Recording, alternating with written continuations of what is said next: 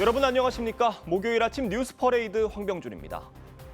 국민의힘 1차 경선에 나서는 후보 8명은 오늘 여의도 중앙당사에서 출마의 변을 밝힙니다. 어제부터 순회 경선에 돌입한 민주당 주자들은 지역 표심 얻기에 뛰어들었습니다. 조기 대선이 다가오면서 양당이 경선 열기를 끌어올리고 있습니다. 전정원 기자입니다. 서류 심사를 거쳐 1차 경선 후보 8명을 출연한 국민의힘.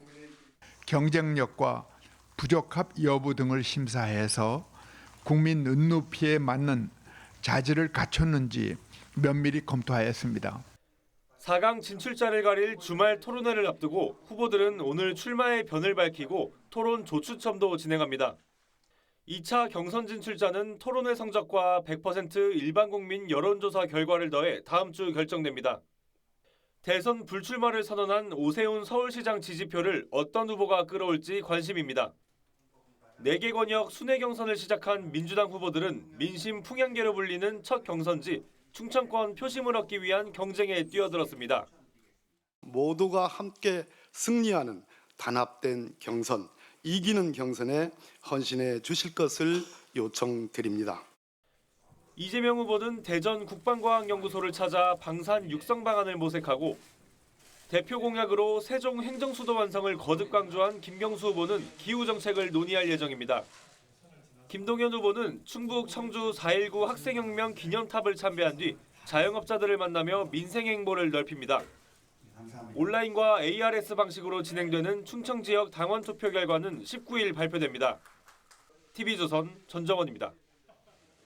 경호처의 윤석열 전 대통령 체포 방해 혐의와 관련해 경찰이 대통령실 압수수색을 시도했습니다. 윤 전 대통령 파면 12일 만에 이뤄진 첫 강제 수사였는데 경호처와 10시간 대치 끝에 무산됐습니다. 류태영 기자입니다. 경찰 수사관이 용산 대통령실 청사 밖으로 걸어 나옵니다. 경찰 비상계엄 특수단이 대통령실과 한남동 공관에 대한 압수수색에 나섰지만 경호처가 막아서며 불발됐습니다. 압수수색 영장 집행은 불승인이고요. 대신에 임의 제출에 대해서 그 방식과 절차에 대해서 지속적으로 협의하기로 했습니다.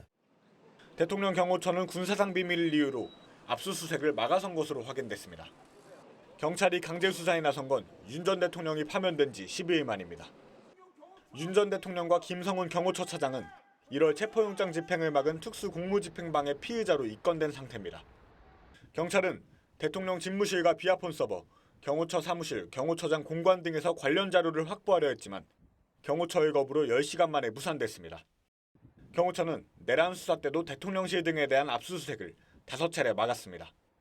김 차장은 15일 사의를 표명한 상태입니다. 경찰은 이상민 전 행안부 장관의 내란 관여 혐의와 관련해 삼청동 안가 CCTV 확보를 위한 영장도 신청했지만 검찰이 반려했습니다. 검찰은 필요한 영장은 발부가 됐고 현 단계에서 필요성 소명이 부족한 안가 부분에 대해선 보완하라는 취지였다고 밝혔습니다. TV조선 류태영입니다. 네, 헌법재판소가 한덕수 대통령 권한대행에 헌법재판관 후보자 지명 효력정지 가처분을 인용했습니다. 대통령 권한대행이 지명한 재판관 임명에 대해 추후 본안소송에서 무효 결정이 날 경우 헌법재판에 큰 혼란이 올 거란 이유를 들었는데 문영배, 이미선 두 재판관의 후임 재판관 지명은 사실상 차기 대통령의 몫이 됐습니다. 정준영 기자의 보도입니다. 지난 8일 한덕수 대통령 권한대행은 이원규 법제처장과 함상훈 부장판사를 대통령 몫의 헌법재판관 후보자로 지명했습니다. 그러자 김정한 변호사가 월권이라며 헌법소원을 내면서 효력정지 가처분도 신청했습니다. 헌법재판소는 만장일치로 한 대행의 후보자 지명 효력 가처분을 인용했습니다. 헌재는 대통령 권한대행이 재판관을 지명할 수 있다고 단정할 수 없다며 만약 가처분이 기각됐다가 추후 본안이 인용될 경우 극심한 혼란이 발생하게 된다고 했습니다. 국민으로부터 직접 선출된 대통령의 민주적 정당성과 비교하면 상당히 축소된 간접적인 민주적 정당성만을 한 대행 측은 임명 전 단계인 후보자 발표는 공권력 행사가 아니라며 각하를 주장했지만 받아들여지지 않았습니다.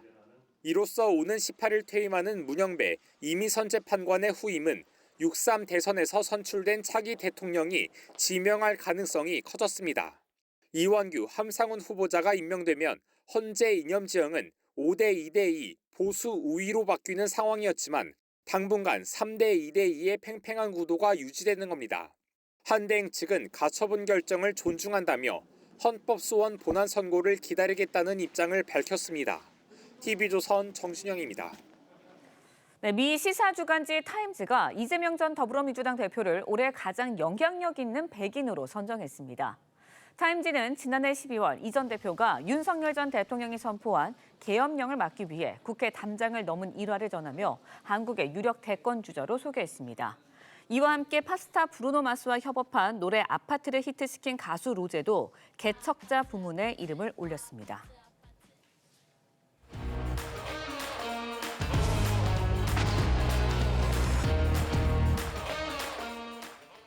정치권 소식 짚어보는 아침의 맞수 시간입니다. 송영훈 국민의힘 전 대변인, 강성필 민주당 부대변인 나오셨습니다.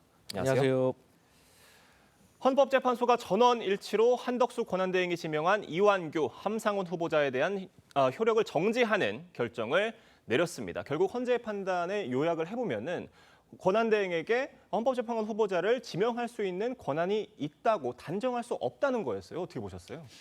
대통령 권한대행이 헌법재판관 후보자를 지명할 수 있는 권한이 있는지 여부에 대해서 헌법재판소가 어제 명시적인 판단을 한 건 아닙니다. 예. 있는지 없는지 단정할 수 없다는 것이 그 주된 취지이고 다만 본안 판단에 갔을 때 임명권이 없는 것으로 판단이 됐을 때는 이미 그 사이에 이루어진 헌법소원에 대한 판단 이런 것들을 뒤집을 수 없을 가능성이 있기 때문에 그래서 가처분 결정으로 효력을 정지시켜 둔다라는 것인데요. 예. 저는 개인적으로는 좀 아쉽게 생각합니다. 왜냐하면 헌법재판소가 이제 4월 18일에 2명의 헌법재판관이 퇴임하고 나면은 7명만 재판관이 남지 않습니까? 그 상태에서는 주요한 결정할 수가 없습니다. 위헌 정족수나 탄핵 심판의 인용 정족수나 이런 것은 모두 6명이기 때문에 예. 6명이 확보되지 않는 상태에서는 후임 재판관들에 의해서 결론이 달라질 수 있어서 헌재가 장기간 그 결론을 미뤄두게 됩니다. 이런 헌법재판소의 공백을 방지할 수 있는 방법에 대해서는 아무런 그 결론이나 해답이 제시되지 않았기 때문에 예. 그런 점에서 어제 결정을 좀 아쉽게 생각합니다. 그러니까 결국에 권한대행의 어떤 그 범위에 대해서 권한 행사 범위에 대해서 명확하게 이제 판단을 내리지 않은 게 어제 판단이었지 않습니까? 그러니까 결국에는 본안에 가서 이 판단이 어떻게 나올지도 좀 예측을 해볼 수 있는 부분이 있습니까?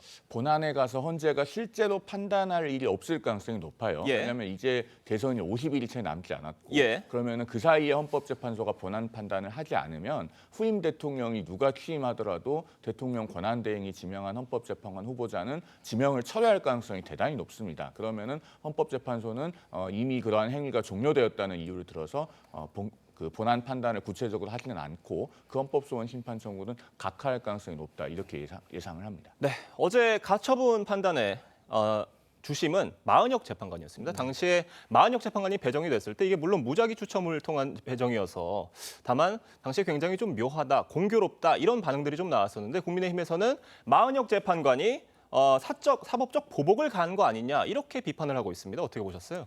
그 말이 맞지가 않죠. 왜 그러냐? 9명 전원 일치된 판결로 가처분을 인용한 거 아니겠습니까? 그러면 그 9명에는 보수 성향의 재판관들도 있었다는 거 아니에요. 그렇기 때문에 국민의힘의 주장은 말이 안 되는 거죠. 그리고 대통령께서 5년의 임기를 제대로 마치시는 그런 과정에 있었다고 하면 이런 일도 발생하지 않았을 겁니다.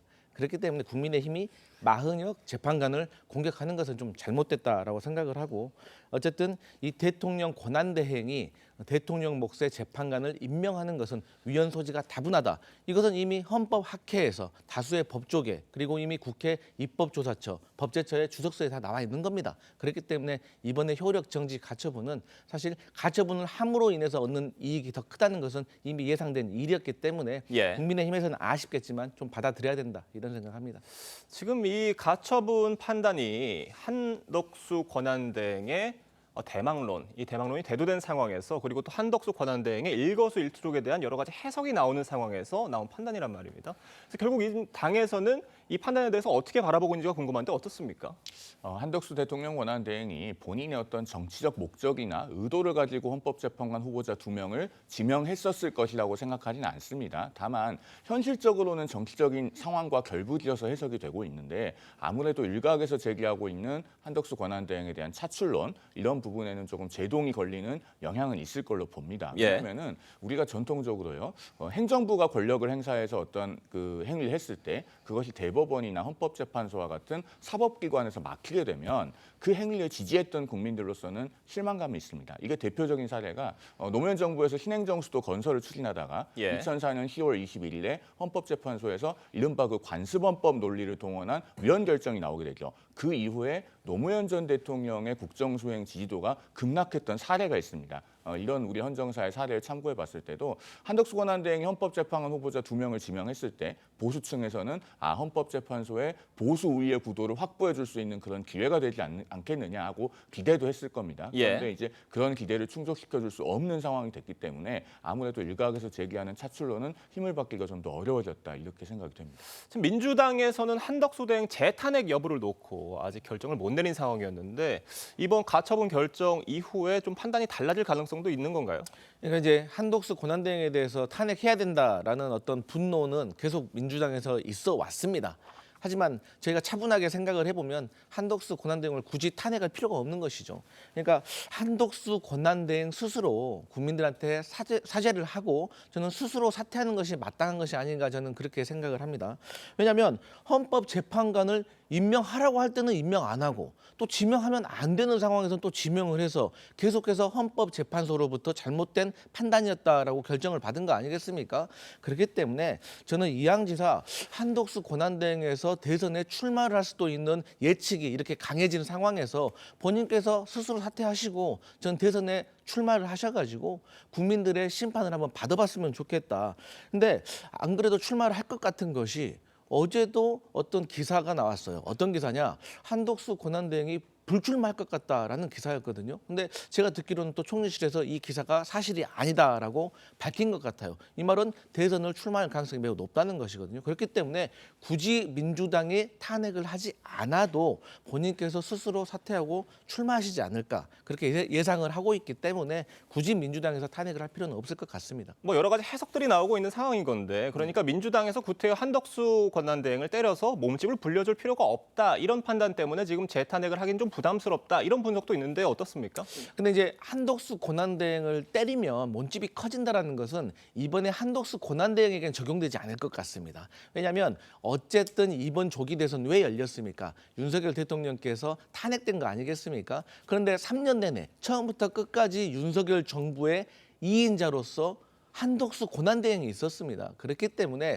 저는 이 정치적으로도 사실 책임이 있으면 물러나는 것이 맞는데 또 내가 더 잘해볼게라고 출마를 한다는 것은 국민들이 어떻게 생각하실까? 그렇기 때문에 저희는 그 한덕수 권한대행이 좀 제발 출마했으면 좋겠다 이런 입장입니다. 그러니까 한덕수 권한대행이 지금 대행으로서 스스로 자리를 내려놓기는 굉장히 부담스러운 상황으로 추측이 되는 건데 만약에 민주당에서 재탄핵을 통해서 한덕수 대행이 또 탄핵이 된다고 한다면은 결과적으로는 한덕수 대행의 어떤 정치적 선택지가 좀 넓어지는 결과가 나오는 게 아니냐 이런 판단, 이런 분석이거든요. 어떻습니까?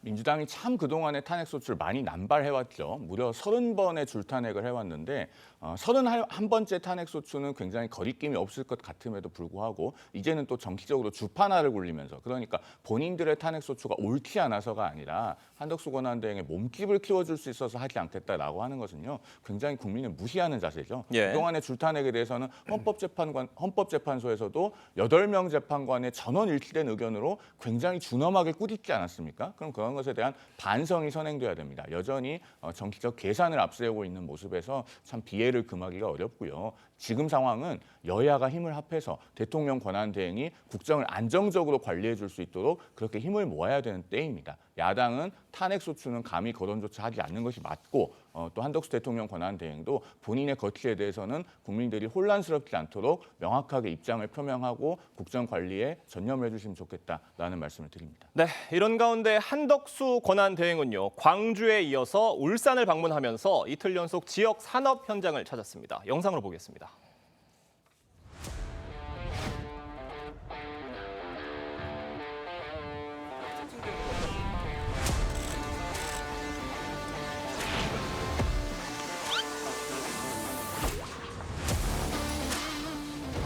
단순히 돈가스를 하나 공급해 주는 것만이 아니라 따뜻한 그런 마음까지도 같이 주시는 것으로 저한테 확 느껴지네요.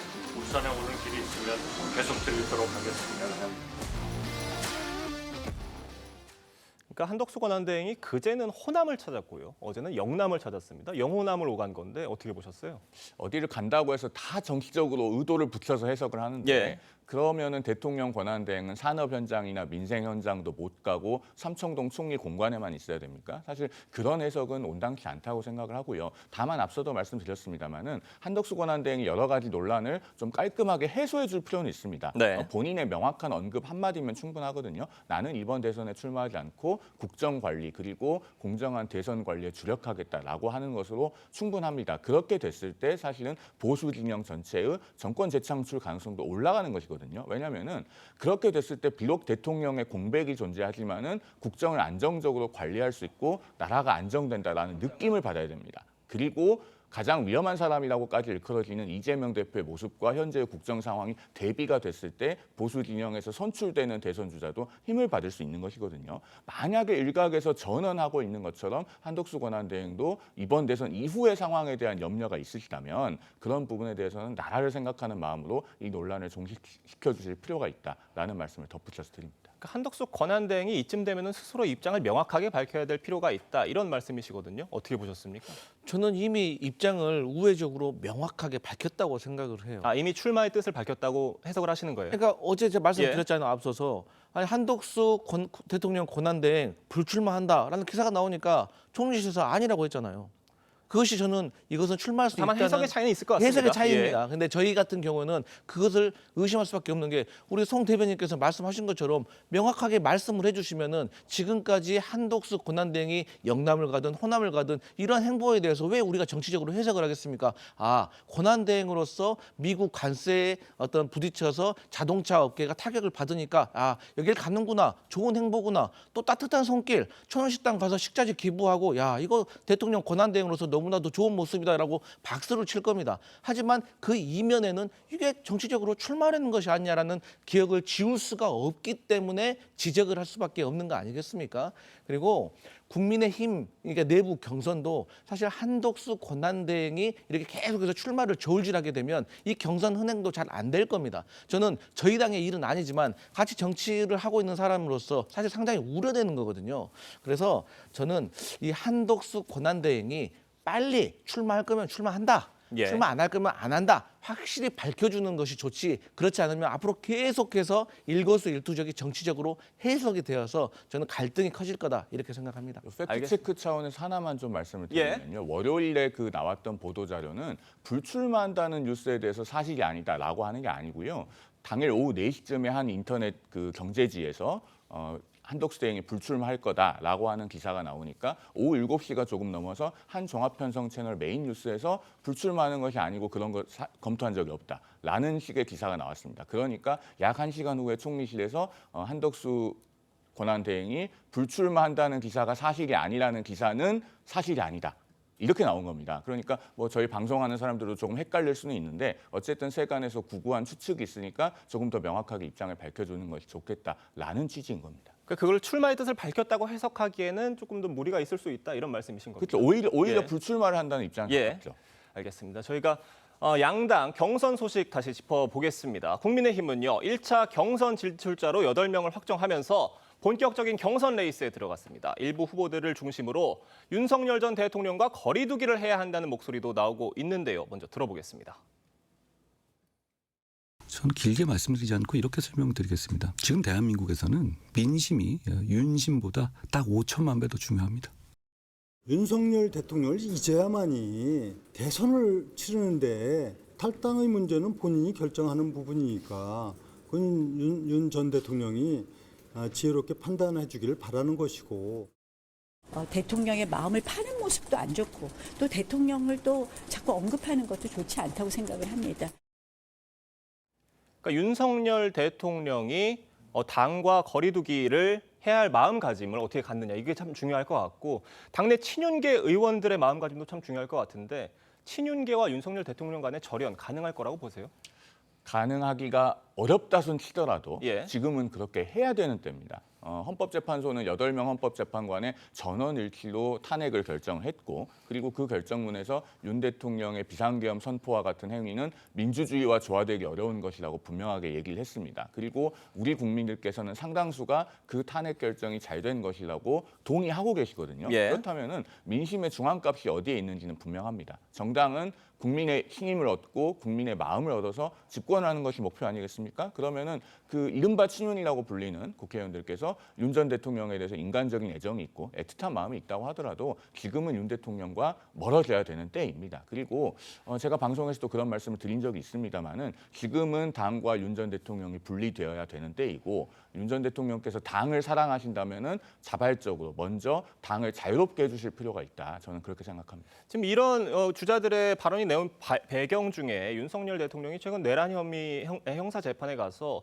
또 어떤 계엄의 정당성에 대해 주장하는 그런 발언들이 또 언론을 통해 알려지면서 그런 것들이 어떤 이 당내 경선 흥행이라든지요, 당내 지지도에 좀 악영향을 줄 수 있다 이런 분석들이 있어서 이런 발언들이 나온 것으로 보이는데 어떻게 보십니까 이거는? 사실 윤 전 대통령은요 이제 역사의 일부가 되셨습니다. 그러나 국민들이 자꾸 그 역사책을 펴보는 상황이 된다면은 지금 국민의힘에 유리할 것이 없는 상황이라고 하는 것이 냉정한 현실이죠. 그렇기 때문에 말씀하신 것처럼 지금 그 내란 혐의 관련된 재판이 계속 언론을 통해서 보도가 되고 있고 앞으로 예. 그런 것들이 계속 반복이 될 겁니다. 그리고 윤 전 대통령께서 법정에서 더 이상 말씀을 안 하실 것 같지도 않아요. 그러면은 당이 정말 이제는 새로운 노선으로 돌아왔다. 그리고 과거 계엄과 탄핵 과정에서 있었던 일에 대해서는 반성했다라는 것을 보여주는 가시적인 조치들이 필요하지 않겠는가 하는 개인적인 생각도 있습니다. 네, 경선 주자들 얘기 이어가 보면요. 대선 불출마를 선언한 오세훈 서울시장. 불출마를 하고 난 뒤에 오히려 몸값이 치솟는 모양새입니다. 어떻게 보십니까?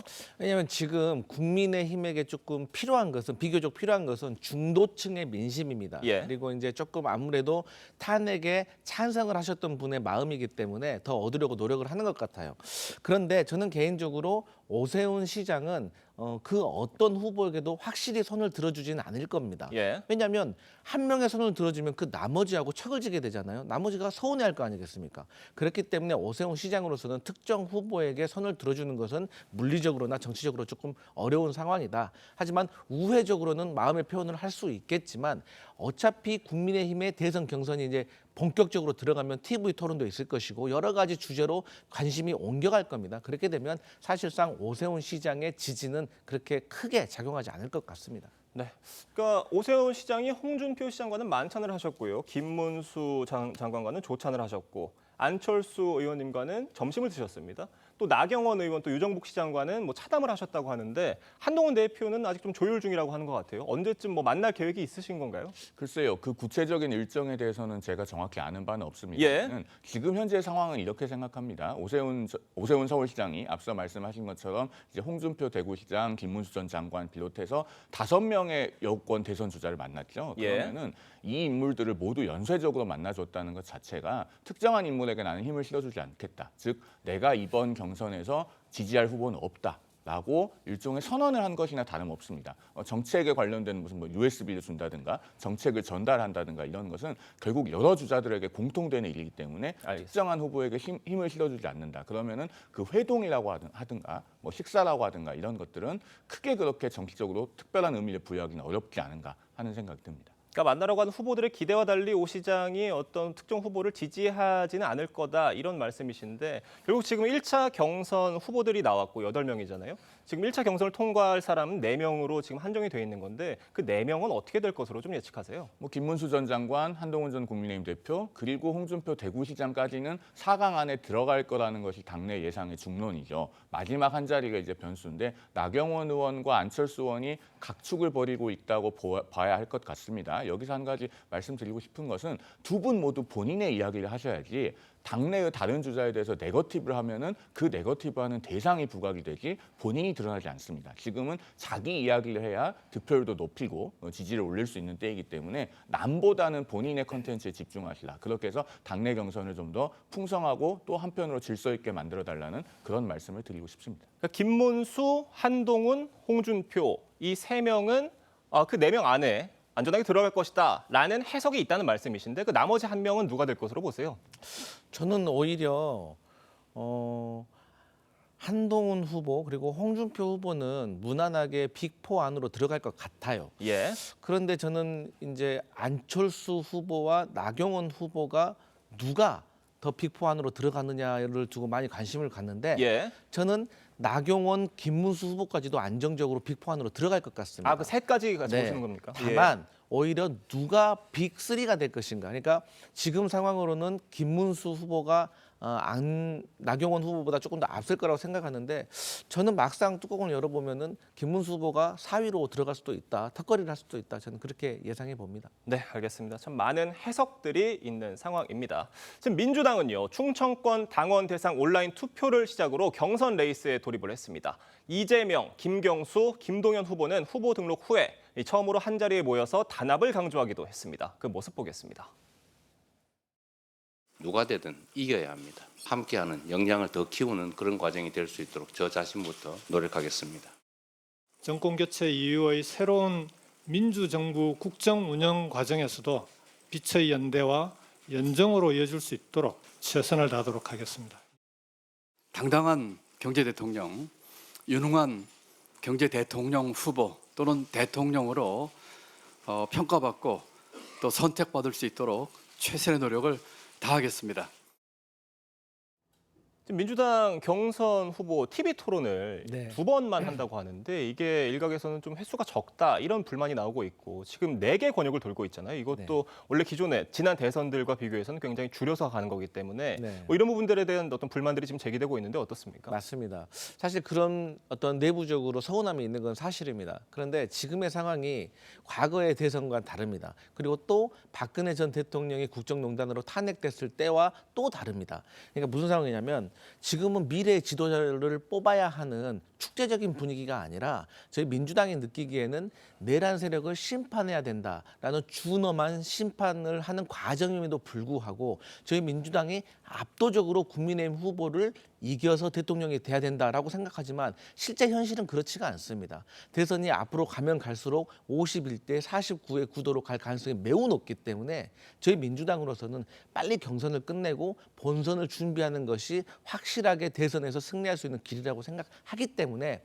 다소 TV 토론이 횟수가 적은 감은 있지만 저희가 오히려 TV 토론을 여러 번 해가지고 혹여라도 내부적으로 갈등이 커지는 것보다는 저희가 짧은 어떤 경선 과정 후에 본선을 준비하는 것이 더 효율적이다 이런 판단입니다. 그러니까 대선이 다가올수록 51대 49 구도가 될 수도 있기 때문에 여러 가지 지금 민주당 내에서도 준비해야 될 부분들이 있다 이런 말씀이신데 지금 이재명 후보 같은 경우는요. 부자 몸조심 전략을 한다 이런 분석들 나오고 있습니다. 그러니까 지금 자기 앞에 대선 가도가 깔려 있으니 좀 더 이제 가는 길에 있어서 조심할 필요가 더 크다. 그러니까 어떤 걸 더 보여준다기보다 조심하는 게 더 중요하다. 뭐 이런 분석이에요. 어떻습니까? 전혀 조심하지 않고 있는 걸로 보이는데요. 왜냐하면 이틀 전에 그 이재명 전 대표가 유시민 씨와 대담한 유튜브 영상이 공개되지 않았습니까? 예. 그 한 번의 대담에서 적어도 3가지 이상의 논란이 될 만한 발언들이 있었습니다. 첫째로 나는 괴롭히는 사람에게 보복한 적이 없다. 이런 이야기를 했는데 그걸 들으면서 아마 많은 국민들께서 아니 그러면 형수 욕설은 무엇이며 민주당에서 지난번 총선에 이재명 대표 체제에서 있었던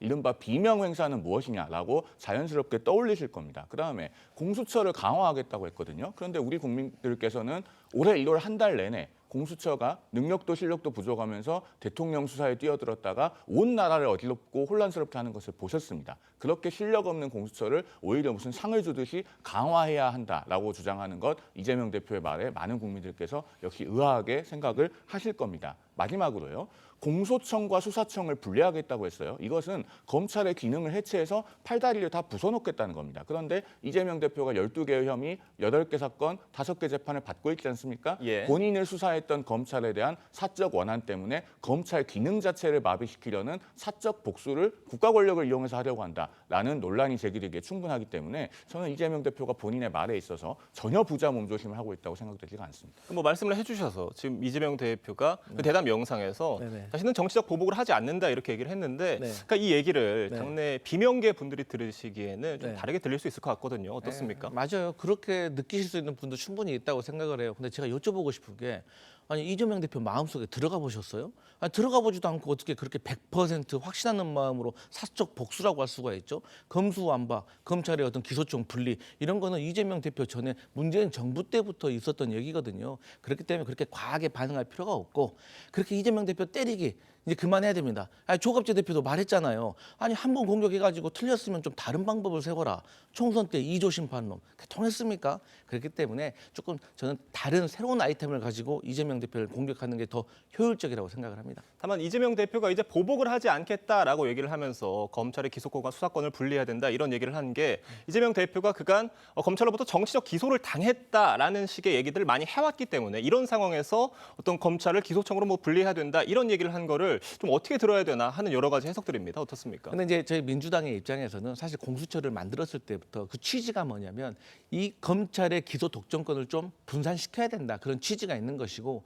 또 한간에 이제 정권이 바뀔 수도 있기 때문에 저는 국민의힘 내부에서도 검찰을 좀 기소청으로 분리해야 된다 이런 의견도 저는 호응이 있다고 생각을 해요. 그렇기 때문에 저희가 이제 뭐 사적 복수 어떤 정치적인 복수를 하려는 것이 아니고 제대로 된 사법 체계, 그 어떤 권력 기관의 어떤 힘의 어떤 집중을 좀 분산시키려고 하는 어떤 좋은 방법을 찾아보겠다 이렇게 생각하시면 될 것 같습니다. 네, 2030 표심을 잡기 위한 후보들의 이색 시도도 본격화되고 있습니다. 온라인에서 화제가 되는 컨텐츠를 활용하거나 인기 영화 캐릭터를 내세우는 등 다양한 전략이 나왔습니다. 관련 영상으로 보겠습니다.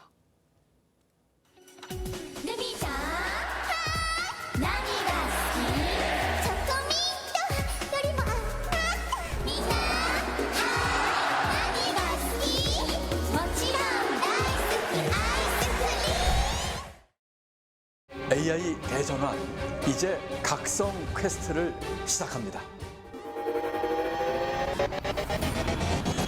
AI 패권제 이길 준비됐습니까? S그룹 AI 국가 김동현이 만들겠습니다. 어떻게 보셨습니까? 조금 당혹스러운 느낌을 받으신 게 아닌가 싶은데 지금 여러 가지 그러니까 인터넷상에서 유행하는 콘텐츠 그러니까 밈을 활용한 홍보거든요. 어떻게 보셨어요? 모르겠습니다. 이제 저보다 더 훨씬 젊은 세대들은 예. 어떻게 받아들일지 모르겠지만 아직 이제 제가 느끼기에는 조금 어색하다는 느낌이 있습니다. 이제 저런 영상을 만드는 거는 후보의 부족한 점은 좀 채워주고 장점은 이렇게 부각시키려는 그런 의도인데 본인의 평소 이미지와는 조금 많이 다른 모습이 있는 것이 아닌가 그래서 조금 어색하게 느껴지지만 또 저런 영상을 보고 또 좋게 생각하시는 분도 분명히 있을 거다 그렇게 평가하겠습니다. 그러니까 뭐 젊은 층의 소구력을 갖기 위한 그런 전략이다라는 건데 뭐 일각에서는 조금 과하다 이런 지적들도 있는 것 같아요. 어떻게 보셨어요? 결국에는요. 정치라고 하는 것은 본인의 컨텐츠가 드러나야 됩니다. 예. 내가 대통령이 됐을 때 또 대선 후보로 선출이 됐을 때 당에는 어떤 도움을 줄 수 있고 또 집권했을 때 국민들께는 어떻게 삶이 나아질 수 있는가 이런 걸 보여드려야 되거든요. 그런데 뭐 퍼포먼스라든가 각종의 밈 영상은 잠깐의 이목을 끄는 데는 도움이 되겠고 특히나 그것이 본인의 지지율 순위가 뒤에 많이 쳐져 있다고 하는 후보로서는 절박한 마음에 그런 유혹을 느낄 수도 있을 겁니다. 그러나 그걸 보고 나면은 국민들께서는 아 그런데 도대체 이 후보는 무슨 말을 했지라고 하는 생각이 떠오르기 때문에 궁극적으로는 본인에게 도움이 되지 않아요. 조금 멀리 돌아가는 길처럼 보여도 본인의 정책과 비전을 전달하시는 것이 득표에도 도움이 될 것이다라는 말씀을 드립니다. 알겠습니다. 오늘 두 분 말씀은 여기까지 듣도록 하겠습니다. 감사합니다. 4월 꽃샘 추위가 물러나고 오늘도 완연한 봄 날씨가 이어질 것으로 보입니다. 일부 지역에선 황사로 인한 흙비가 내릴 가능성이 있습니다. 광화문 광장에 나가 있는 취재기자 연결해 보겠습니다. 이나라 기자, 출근길 날씨 상황 어떻습니까? 네, 서울의 현재 기온은 16도로 아침부터 포근한 날씨가 이어지고 있습니다. 출근길 시민들의 옷차림도 한결 가벼워진 모습입니다. 오늘 낮 최고 기온은 서울 24도, 전주 27도, 대구 25도로 평년보다 2도에서 6도 정도 높겠습니다. 초여름 기준인 25도 안팎을 기록하며 완연한 봄 날씨가 한동안 이어질 전망입니다. 다만 낮과 밤의 기온차가 15도 내외로 커서 건강관리에 유의해야 합니다. 전남과 제주 지역을 포함한 전국 대부분 지역에서 순간 풍속 시속 55km 내외의 강한 바람이 불 것으로 보여 낙하물 등으로 인한 피해에도 대비해야 합니다.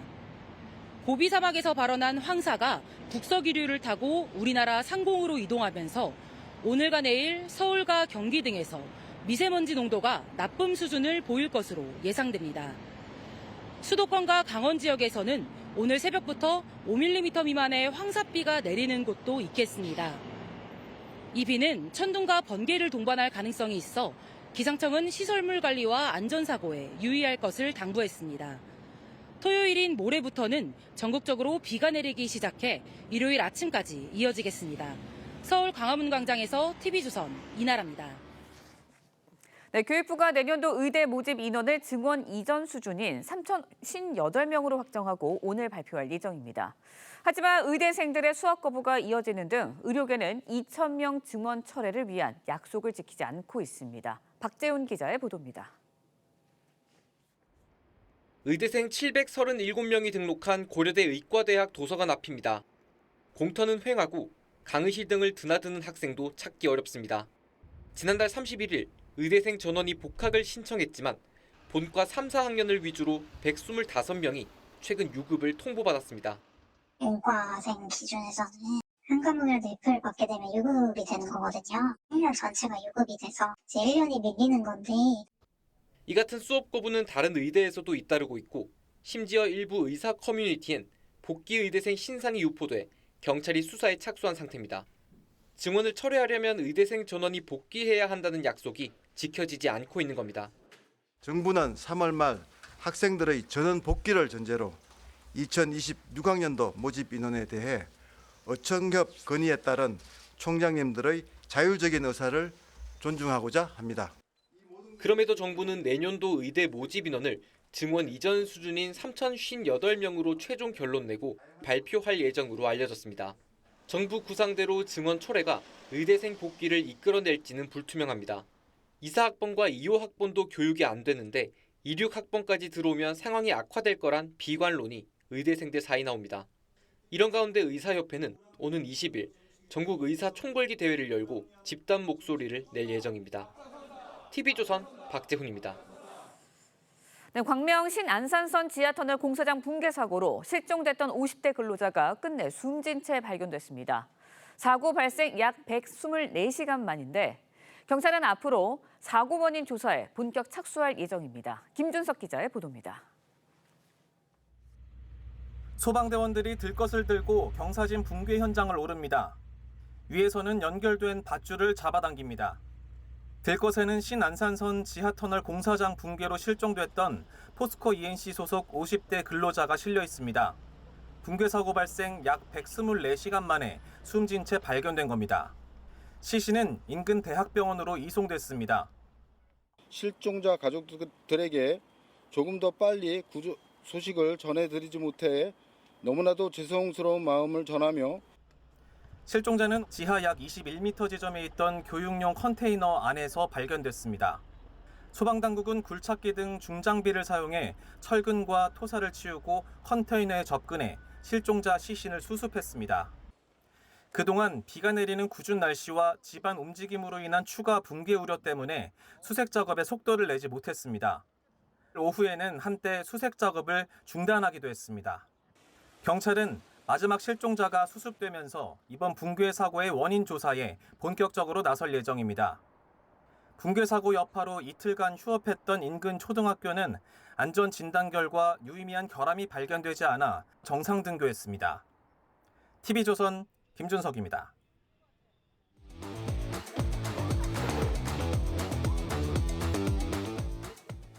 화제가 된 사건 사고 소식 짚어보는 아침의 이슈 시간입니다. 네, 정혁진 변호사, 조기현 변호사와 함께 자세한 이야기 나눠보도록 하겠습니다. 안녕하세요. 앞서 전해드린 대로 경찰이 윤석열 전 대통령의 체포 저지 혐의와 관련한 압수수색을 시도했지만 대통령 경호처의 저지로 무산이 됐다고 합니다. 10시간 정도의 대치 끝에 철수를 했다고 하는데, 그러니까 경호처에서는 뭐 어떤 관련 그런 물품들에 대해서 임의 제출 형식으로 낸다는 입장인 것 같아요. 어떻게 보셨어요? 일단은 계속적으로 그 대통령 관저, 뭐 예컨대 이전에는 청와대였죠. 그 압수수색 시도가 있었는데 그때마다 경호처에서 막았고, 그리고 그 이후에 대통령 경호처에서 필요한 서류들을 임의 제출하는 방식을 택했던 거거든요. 그게 왜 그런가? 우리나라 형사소송법에 보면요. 군사상 비밀을 요하는 장소는 책임자의 승낙 없이 압수수색할 수 없다 이렇게 되어 있습니다. 예. 그런데 뭐 대통령실은 물론이고 대통령 한남동 대통령 관저도 군사시설 보호구역으로 지정됐어요. 2022년 8월 31일자로 군사시설 보호구역으로 지정됐기 때문에 거기는 군사시설이거든요. 그렇기 때문에 책임자, 지금은 경호처장은 없지만 차장은 있지 않습니까? 차장이 책임자라고 할 수 있을 텐데 그 대통령 관저 등에 대한 압수수색 여부에 대한 그 결정할 수 있는 권한은 책임자인 경호처 차장한테 있는 것 같고요. 아마 경호처에서는 지금은 압수수색 필요 없다 이렇게 이야기를 한 것 같고 아무리 대통령이 탄핵됐다고 하더라도 법은 법이고 관저는 마찬가지로 계속 군사시설이니까 그런 결정이 내려진 것 같습니다. 네, 이번 압수수색의 핵심은 이제 경호처 비아폰 서버가 아닐까 생각이 드는데 경호처는 일단은 이 서버도 이미 제출 형식으로 제출하겠다 이런 입장을 밝히긴 했습니다. 수사의 차질이 이루어지는 건 아닐까라는 지적도 있는데 어떻게 보세요? 뭐 당연히 차질이 있을 수밖에 없겠죠. 이미 경찰 국수본은 그 비상계엄 내란 직후에 내란죄를 아마 사유로 해서 압수수색 당시 시도했었습니다.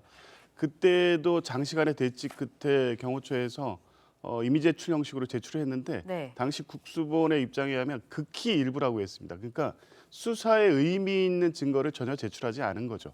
이번에도 역시 그럴 것으로 보여집니다. 비아폰 서버 일체를 제출을 해야 되는데 그중에 뭐 주요한 것들을 배제하고 제출하는 형식만 갖출 것 같아서 실제 수사 진척에는 도움이 안 될 것 같은데요.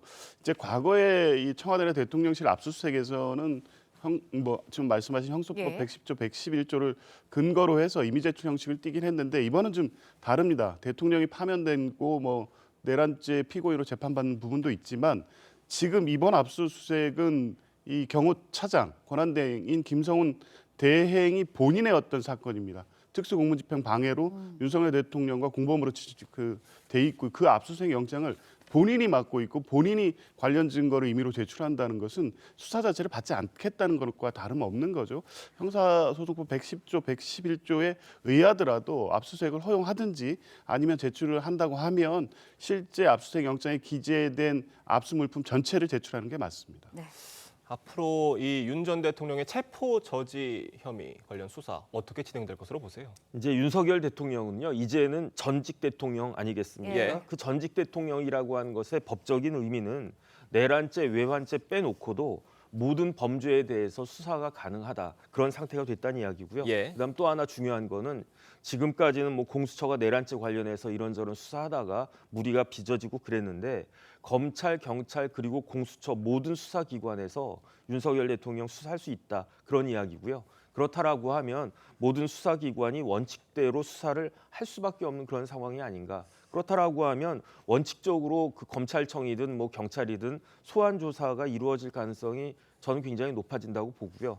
그다음에 필요할 경우에는 지금 윤석열 대통령 내란죄 구속 취소가 되어 있는 상황이지만 다른 범죄 혐의로 구속영장 청구도 가능할 수 있지 않을까 그런 예상이 됩니다. 네, 알겠습니다. 이번에는요, 백종원 대표의 더본코리아 관련 이야기도 짚어보도록 하겠습니다. 더본코리아가 2023년에 기획했던 바베큐 페스티벌에 또다시 위생 논란에 휩싸였습니다. 어떤 일이 벌어졌던 건가요? 그러니까 이미 소위 농약 분무기로 한번 논란이 된 적이 있죠. 근데 이번에는 당시 축제에서 바비큐 재료로 사용된 생고기 유통, 그 보관 과정에 문제가 있었던 것으로 보입니다. 제보자가 제보한 사진에 의하면 이 생고기를 그 냉동차를 통해서 운송하고 보관해야 되는데 일반 탑차에 저렇게 비닐로 씌운 채 운송을 해서 아마 축제장에서 사용된 것 같고요. 보관 과정에서도 냉장이 안 됐습니다. 근데 이 축제가 2023년 11월 초이긴 했는데 그날 낮 온도가 25도 정도까지 올라갔다고 합니다. 그러면 세균 감염 우려가 생긴 거죠. 이제 이런 부분에 대해서 전혀 이제 고려하지 않은 부분이 문제가 되고 있고요. 지금 보시기에도 고기를 어떻게 저렇게 운반하고 있지라는 생각이 드는 문제 아니겠습니까? 당시 2023년 축제는 이 홍성군이 처음으로 이제 기획해서 하면서 이 그 홍보 효과를 위해서 더본코리아의 이 그 분을 이렇게 대표 홍보대사 같이 하는 예. 축제입니다. 예. 그 과정에서는 일단 축제의 성공이 중요했기 때문에 이런 부분이 알려지지 않았는데 최근에 여러 가지 지금 논란이 야기되고 있습니다. 그러니까 생고기를 규정대로 운반하지 않았다 이런 의혹인 건데 이렇게 네네. 됐을 때는 어떤 처벌을 받게 되는 겁니까? 일단 우리나라의 축산물 위생 관리법이 있어요. 거기 4조 2항에 보면은 포장육을 보관하고 유통과 그 유통하는 것과 관련된 그런 규정이 있는데 조금 전에 자막으로 나와 있지만은 그 냉장육 같은 경우는요. 예. 영하 2도 이하가 돼야 되고 그다음에 냉동육 같은 경우에는 영하 18도 이하가 되어야 되거든요. 왜냐하면 그렇지 않으면은 그 먹는 음식물인데 이게 상할 수 있고 더군다나 고기가 상하면은 문제가 더 심각하게 될 수 있지 않습니까? 예. 그렇기 때문에 당연히 이러한 포장육을 유통하는 운반하는 차량도 이러한 냉장과 냉동 가능한 시설이 예. 탑재가 되어 있어야 되는데 이게 기본 중에 기본 아니겠습니까? 그런데 어떻게 저렇게 일반 차량에 그다음에 이제 날씨도 20도가 넘는 날씨에 저렇게 운반을 갖다가 했는가? 이것과 관련해서 위반했을 경우에는 뭐 징역 3년 이하 3천만 원 이하 뭐 벌금이나 이런 것들 관련된 제재 규정도 있고 무엇보다도 백종원 대표의 그 이미지에 굉장히 큰 타격이 있지 않나 싶습니다. 네, 조기현 변호사님도 앞서서 짚어주셨는데 백종원 대표 앞서서 이제 같은 축제에서 농협 분무기통에 담긴 사과 주스 고기에 뿌리는 사진이 공개되면서 또 위생 논란이 한 번 있었거든요. 그런데 일단 더본코리안 측에서는 지난 15일이었습니다. 논란에 관련해서 사과를 하겠다, 전면 쇄신을 이야기를 하고 있는데 입장은 어떤 건가요, 현재? 일단은 내부 감시 시스템을 강화하겠다는 것, 또 지난번에 문제가 됐던 직원 채용 과정에서 부적절한 언행 논란과 관련해서 예.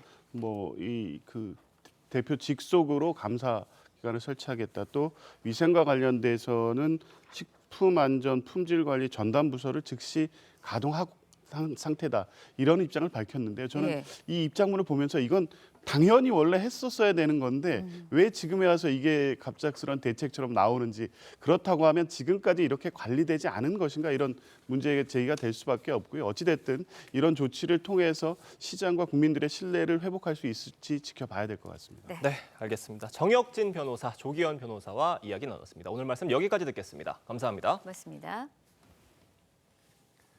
60여 년 전 미국으로부터 원자력 기술을 도입했던 한국이 이번엔 역으로 미국의 원자력 기술을 수출하게 됐습니다. 네, 국내 기술로 개발한 연구용 원자로가 미국 대학에 수출되는 건데 우리나라의 원자력 기술이 세계 최고 수준임을 다시 한번 입증하게 됐습니다. 이루라 기자의 보도입니다.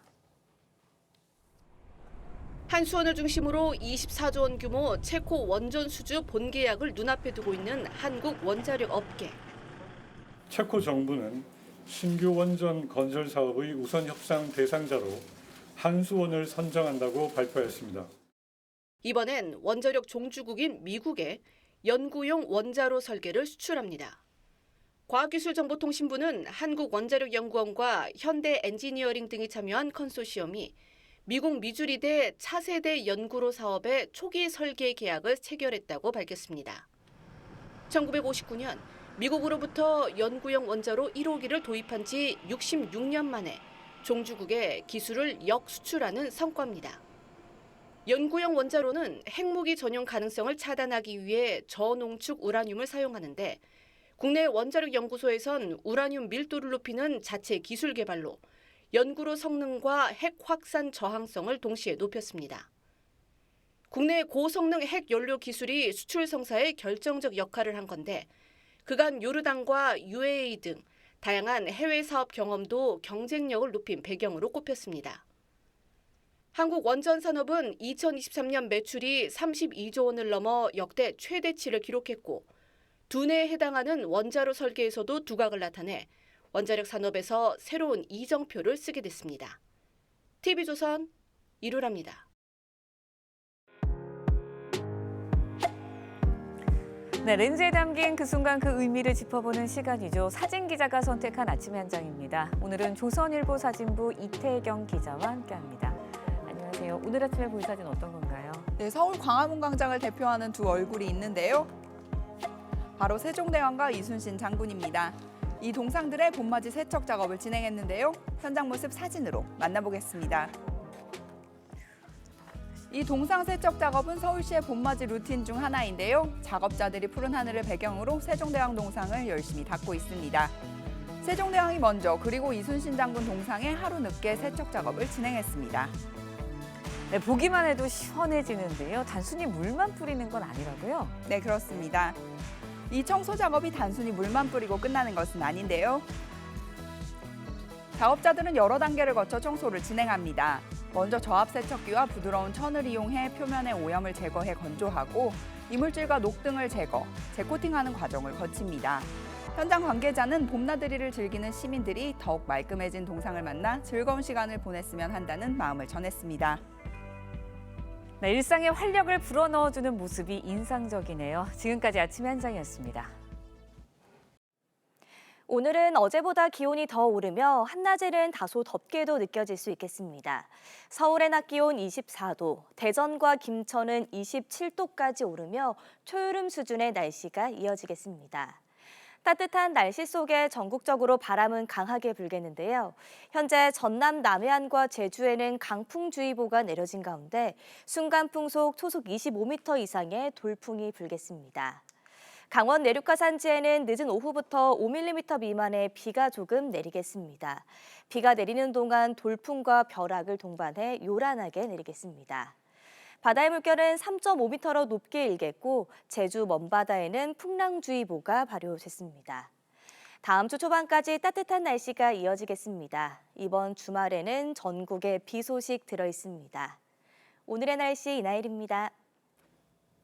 이상으로 목요일 뉴스 퍼레이드 마칩니다. 네, 저희는 내일 아침 7시 30분에 다시 찾아뵙겠습니다. 시청해주신 여러분 고맙습니다.